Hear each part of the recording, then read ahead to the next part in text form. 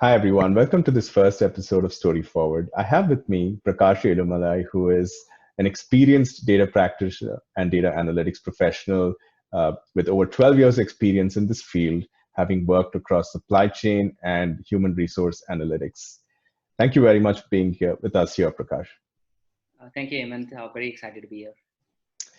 So I know this is a very uncertain time, and there are several graduates out there looking for guidance from experienced professionals like yourself. So can you tell us a little bit about how you got your first opportunity to work in data analytics, and what would you share with fresh graduates who are looking to do the same? Right. As an industrial engineering graduate back in 2009, to your point, very similar market conditions. I landed my first job as a supply chain data analyst with an oilfield service provider. To be honest, when I started looking for the job, one thing that I was very clear on is this idea of looking at all the verticals under industrial engineering. And that really helped me because of the constraints I've had, like in terms of visa and the timing I can stay in US, right? So that was a key criteria for me, is to be open to all the different verticals under industrial engineering. So I'd be lying if I said I always knew, data science was the thing that I wanted to do and I was excited about, but that's definitely not the case. But as soon as I landed my first job as a data analyst, I quickly realized in the first year or so, this is something that I want to specialize in, and this is something that I want to zone in. And thanks to my core team, like including you, JP, Julio, Dax, you guys all molded me early in my career to focus on this. And when I look back, 10 years, 11 years later, I'm all in this field, something that I'm very excited about learning every day. Awesome. Thanks for sharing. So for someone who's just started their career in data analytics or who's looking for that very first break into this career, what is that one key takeaway that you would share so they can create impact, either to attract new employers to looking at their profile or make an impact for the role that they've just received?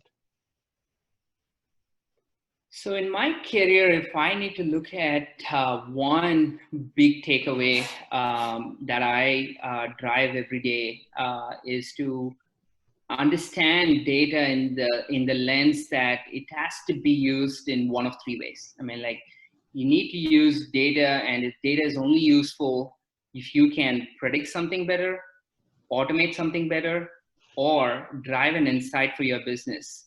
So in that sense, it's all about bringing data closer to decisions. So as long as you're able to tell a compelling story for your stakeholders, for your management team, and help them understand and drive decisions based on data, you are well positioned as a data analyst. And in your career, you can definitely position yourself well, if you do that. Awesome. No, I think those are great points: predicting, automating, or deriving insights from data. And I know a lot of us folks who are in the analytics field also struggle with going from data to insights. And in several conversations that you and I have had previously, you've mentioned about data storytelling. Can you share with our audience about what is your approach to data storytelling? Right. Data storytelling has been very important in my career. And I feel like in the spectrum of data science, I think it boils down to this idea of data storytelling. And when I look at data storytelling, it's a combination of three parts. So the first component of that is the idea of visualization.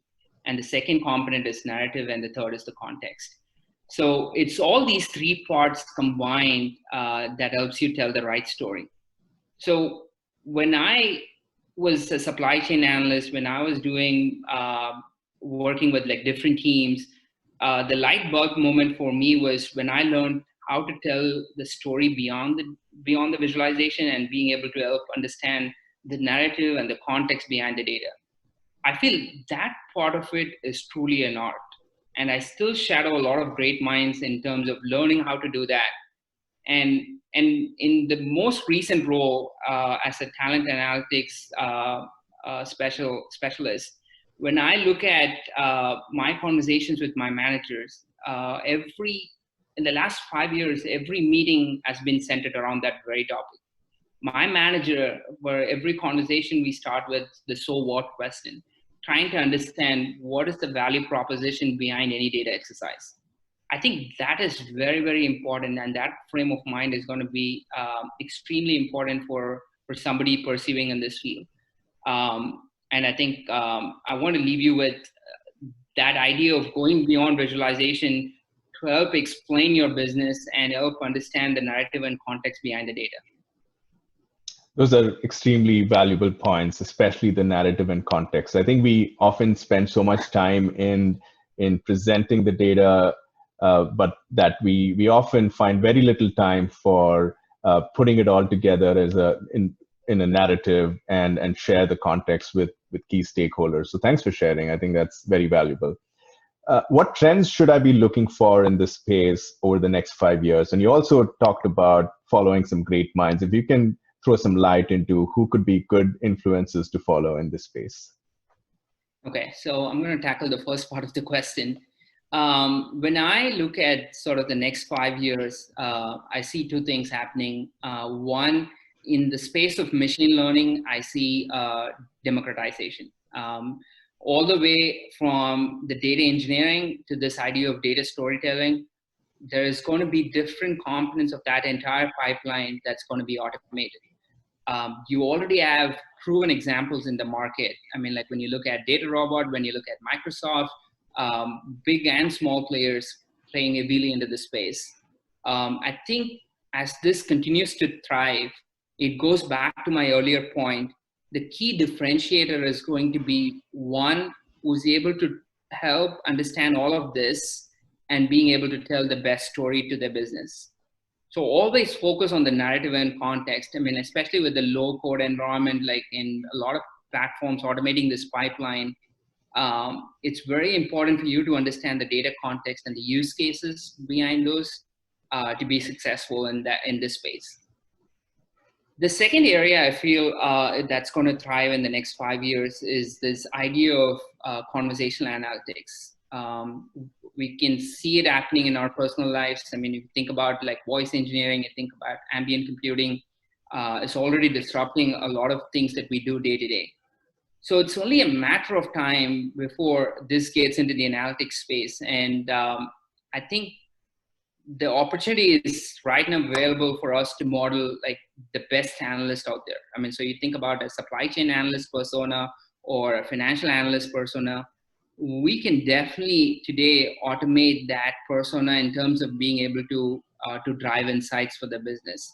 So I think that is a space that's going to thrive as well. I mean, I think voice engineering, if you look at like Mark Cuban's video on ambient computing, you'd see, I mean, that's the future, and like we're in sort of the early phases of that.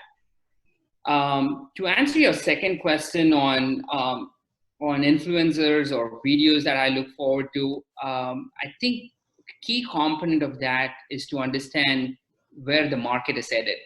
I mean, I'm not going to suggest specific training content, I mean, because there's plenty of videos out there. I mean, if you're trying to learn Power BI, if you're trying to learn like machine learning, Python, I mean, I think there's plenty of resources out there. So I don't want to focus on that area. Instead, I want to focus on this idea of following the market, because you need to continuously learn and keep up with sort of the greatest and latest. I mean, and the way I do that personally is I follow some of these great minds. I mean, like I listen to all the videos of Satya Nadella. I listen to Bezos, Elon. I listen to Sundar Pichai. I look at all their interviews. And after a while, I mean, like when you keep doing that, you get a common thread, I mean, across all of these messages, and you'll be able to see that clarity and in things that they are trying to say, and you'll be able to read that where the market is headed. I think that is going to be very, very critical as we move forward, and I think it's going to help position anybody in the data science specialization or looking forward to a career in this area be extremely successful. I mean, if they're able to keep up with that trend. Awesome. I think there's some very valuable points that you shared in your answers there, especially around the democratization of machine learning, given that a lot of decisions need to be predictive in nature. And I think being able to make that low code and move forward and move faster on that is going to be extremely valuable. And some great leaders that you've also referenced and I think what struck me most was identifying that common thread between what each of these leaders have to say in regards to how the space will evolve over the next few years. Thank you very much for taking the time to speak with me on this topic, and I look forward to many more conversations in the future. Thanks again for sharing this with those who are looking to enter into this space. Appreciate it. Thanks, Hemant. Yeah. Thank you.